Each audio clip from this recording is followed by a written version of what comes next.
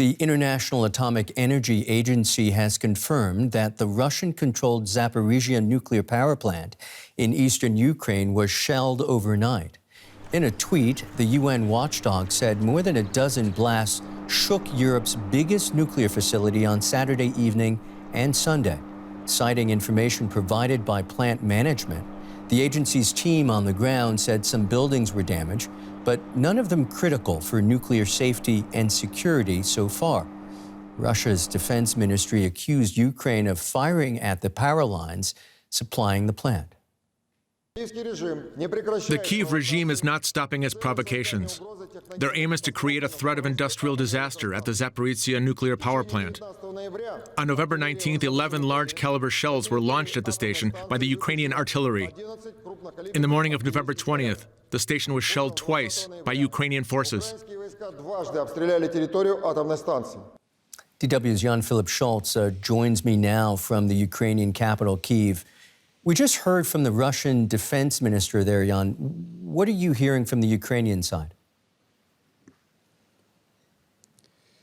Ukrainian authorities have confirmed the incident, but probably little surprisingly, they blame the Russian side for it. Now the power plant is in Russian hands, so one could ask, why would Russia attack their own side?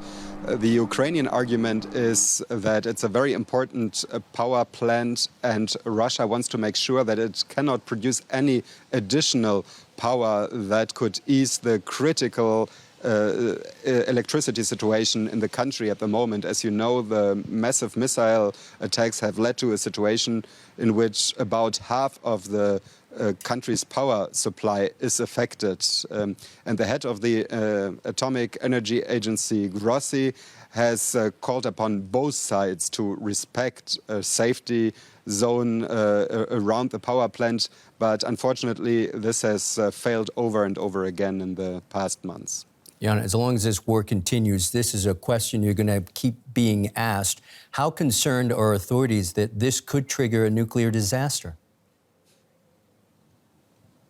Well, international as well as Ukrainian authorities agree that this was not a critical incident. But Grossi underlined that it's a constant play with fire. And it's not only the direct shelling of nuclear power plants. What concerns a lot of authorities here in Ukraine is the fact that the constant power cuts could also lead to a nuclear accident. The reason is very easy. Those nuclear power plants here in Ukraine, they don't only produce energy, but they also need power for their operations. So a lot of concern, once again, that this war could potentially also lead to a nuclear incident.